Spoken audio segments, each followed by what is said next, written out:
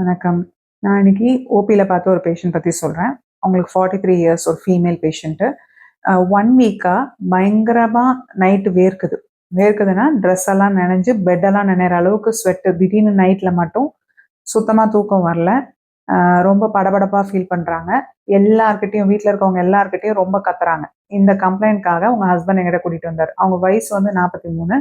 1 இயருக்கு முன்னாடி அவங்களுக்கு தூரம் நின்றுச்சு. ஸோ அவங்களுக்கு மெனப்பாஸ் ஆகி 1 இயர் ஆகுது. இது டிப்பிக்கலாக அதுக்கு பேர் என்னென்னா ஹாட் ஃப்ளாஷ். அதாவது தூரம் நிற்கிறதுக்கு, பீரியட்ஸ் நிற்கிறதுக்கு முன்னாடியும் அது நின்று ஒரு வருஷத்துக்குள்ள லேடிஸ்க்கு அந்த ஈஸ்ட்ரஜன் ஹார்மோன் சுரக்காதனால வர ஒரு காம்ப்ளிகேஷன், இது ஒரு சைடு எஃபெக்ட்.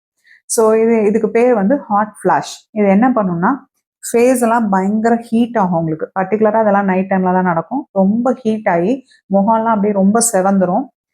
படபடப்பாக ஃபீல் பண்ணுவாங்க. கொஞ்ச நேரத்தில் வந்து உங்களுக்கு ரொம்ப ஸ்வெட் ஆகும். ஸ்வெட் ஆகிறதும் மெயினாக எங்கன்னா ஃபேஸு, தலை, பின்னாடி முதுகு, கழுத்து பகுதி, நெஞ்சில் மேல் நெஞ்சு பாதி வரைக்கும், இந்த செஸ்ட் போர்ஷன் வரைக்கும் இது எல்லாமே பயங்கரமாக வேர்க்கும். வேர்த்து ட்ரெஸ்ஸு நனைஞ்சு பெட்டிங் நனைகிற அளவுக்கு ரொம்ப வேர்த்து கொட்டும். எவ்வளோ ஃபேன் இருந்தாலும் அவங்களுக்கு வேர்வை அடங்காது. ஸோ இதில் அவங்க டென்ஷன் ஆகிடுவாங்க. பயங்கர ஸ்ட்ரெஸ்ஸாக இருப்பாங்க. நைட் தூங்க மாட்டாங்க. அதே போல் கை கால்லாம் நடுங்கிற மாதிரி ஆகும். இந்த ஸ்வெட் ரொம்ப அதிகமானதில் கொஞ்ச நேரத்தில் குளிர் மாதிரி எடுத்துரும், அவங்களுக்கு கோல்டு சில்ஸ் வரும். ஸோ இதுக்கு காரணம் என்னென்னா, இந்த ஈஸ்ட்ரஜன் டெஃபிஷியன்சி இருக்கும்போது இந்த ஹாட் ஃப்ளாஷ் வருது இல்லையா, இது வந்தோடனே பிரெயின் என்ன நினைக்கணும், அந்த ஹீட் ஆகும் உடம்பு. அந்த ஹீட் ஆனோடனே பிரெயினுக்கு வந்து ராங் சிக்னல் போகும். டெம்பரேச்சர் அதிகமாகிடுச்சு, ஃபீவர் வந்துச்சுங்கிற மாதிரி அதுக்கு தவறான சிக்னல் போனோடனே அது வந்து நமக்கு ஃபீவர் வந்தால் எப்படி வேர்த்து கொட்டி டெம்பரேச்சரை கூல் டவுன் பண்ணுமோ அது மாதிரி நமக்கு ஸ்வெட் சென்டரை ஸ்டிமுலேட் பண்ணி விட்டு ஸ்வெட் பண்ண வைக்கும். ஸோ இது வந்து ஒரு ட்ரீட்டபிள் காசு, பயப்பட வேண்டிய பிரச்சனை இல்லை. ஆனால் நீங்கள் டாக்டர்கிட்ட போயிட்டு வேற எதுவும் காரணத்தினால இது வரலையா, இப்போ வந்து ஒரு மெட்டபாலிக் டிஸார்டர்ஸ், தைராய்டு, வேற ஏதாவது இன்ஃபெக்ஷன்லாம் இல்லை அப்படிங்கிறத ரூல் அவுட் பண்ணிடணும். இது எதெல்லாம் இதை ஸ்டிமுலேட் பண்ணுது அப்படின்னு பார்த்தீங்கன்னா, ரொம்ப சூடான இடத்துல இருக்கிறது, ரொம்ப கடினமான வேலை செய்யும் போது, டென்ஷன் ஆகும்போது, ட்ரெஸ்ஸு வந்து கம்ஃபர்டபுளாக இல்லாமல் காட்டனாக போடாமல் ரொம்ப சிந்தட்டிக்காக மொத்தமான வெயிட்டான ட்ரெஸ்ஸு அந்த மாதிரி போடுறாங்க, தூக்கம் கெடுறாங்க. அதே போல் ட்ரிங்க்ஸு, புகையில ப்ராடக்ட்ஸை யூஸ் பண்ணுறவங்க, இது இல்லாமல் ரொம்ப காரமாக சூடான உணவு எடுக்கும்போது, அதே போல் காஃபி நிறையா குடித்தாங்கன்னா இது எல்லாமே இதை ட்ரிகர் பண்ணும். டென்ஷன் ஆனால் பர்டிகுலராக ஸ்ட்ரெஸ் வந்து ரொம்ப இன்க்ரீஸ் பண்ணும்.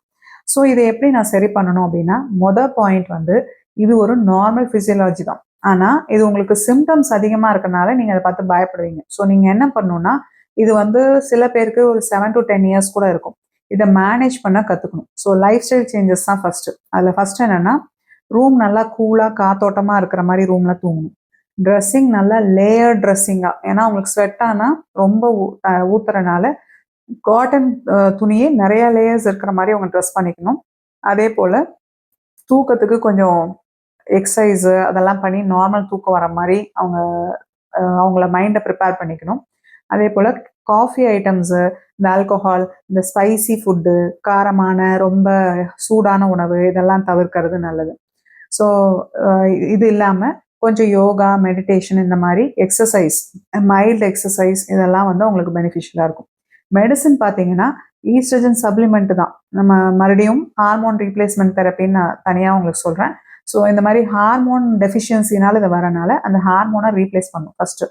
இது சில பேருக்கு சைடு எஃபெக்ட்ஸ் வரும். ஸோ அதனால் நாங்கள் நிறைய சப்ளிமெண்ட்ஸ் கொடுப்போம். அது வந்து சாய் ஃப்ளவர்ஸு, அதே மாதிரி ஈவினிங் பிரிம்ரோஸ் ஆயில், இந்த மாதிரி சப்ளிமெண்ட்ஸ் எல்லாம் கொடுக்கலாம். அதே மாதிரி தூக்கம் இல்லை, டென்ஷன் ஆகுறாங்க அப்படின்னா, டிப்ரெஷன் ஆகுறாங்க அப்படின்னா அதுக்கு சில தூக்க மாத்திரை, சிம்டமேட்டிக் ட்ரீட்மெண்ட் இதெல்லாம் எடுத்துட்டு யோகா அண்ட் மெடிடேஷன், எக்ஸசைஸ் இது ரொம்ப ஹெல்ப்ஃபுல்லாக இருக்கும். நன்றி.